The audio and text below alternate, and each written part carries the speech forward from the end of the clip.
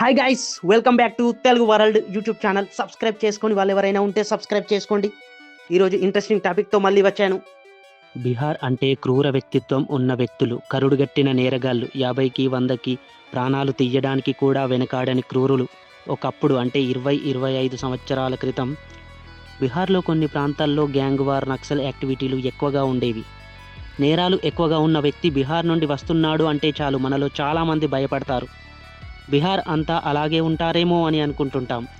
కానీ ఇది ఒకప్పటి హిస్టరీ. ఇప్పుడు చాలా మారిపోయింది.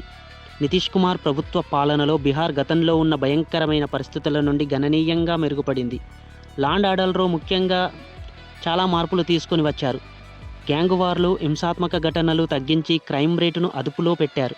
గతంలో ఉన్న అరాచక పాలనా పరిస్థితులు గణనీయంగా తగ్గాయి. ప్రజలు ముఖ్యంగా సాయంత్రం వేళల్లో బయటకు వెళ్ళడానికి భయపడే వాతావరణం నుండి ఇప్పుడు సోదరభావంతో శాంతియుతంగా కలిసిమెలిసి మెలుగుతున్నారు. నితీష్ కుమార్ ప్రవేశపెట్టిన కొన్ని ముఖ్యమైన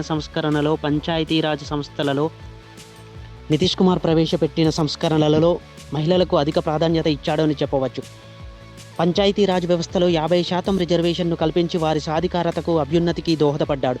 అలాగే పాఠశాలలకు వెళ్లే బాలికలకు సైకిళ్ల పంపిణీ చేయడం ద్వారా వారి హాజరు శాతాన్ని పెంపొందించడం జరిగింది.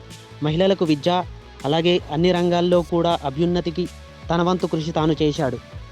కరెంటు, విద్యుత్తు, రోడ్డు రవాణా వ్యవస్థ లేని ఎన్నో గ్రామాలకు కొత్త వెలుగులు నింపాడు. బీహార్ లాంటి రాష్ట్రంలో మద్యపాన నిషేధం జరగడం అంటే అంత చిన్న విషయం కాదు. కానీ మన దేశంలో మిగతా అన్ని రాష్ట్రాలను తలదన్నేలా మద్యపాన నిషేధాన్ని పూర్తి స్థాయిలో నిషేధించిన ఏకైక రాష్ట్రంగా బీహార్ నిలిచింది. అవును, ఇది నిజం. 2016 ఆగస్టు నుంచి అక్కడ మద్యానికి సంబంధించిన ఎలాంటి కార్యక్రమాలు జరగడం లేదు. అమ్మకాలు, కొనుగోళ్లు, ఉత్పత్తి ఎలాంటి కార్యక్రమం కూడా జరగడం లేదు. 2016లో మహిళలకు ఇచ్చిన మాట మేరకు అక్కడ మద్యాన్ని పూర్తి స్థాయిలో నిషేధించడంలో తన వంతు కృషి చేశాడు. పూర్తి స్థాయి మద్యపాన నిషేధం అమలు కావడం వల్ల గృహహింస కేసులు చాలా వరకు తగ్గింది. గ్రామీణ ప్రాంతాల్లో శాంతి నెలకొంది. మహిళలు కూడా ఆర్థికంగా అభ్యున్నతి చెంది ఆర్థికంగా చాలా బలపడ్డారు అని చెప్పవచ్చు. మొత్తానికి నితీష్ కుమార్ గారు బీహార్ను వికాసవంతమైన రాష్ట్రంగా మార్చేందుకు ప్రతిష్టాత్మకంగా పనిచేశారు.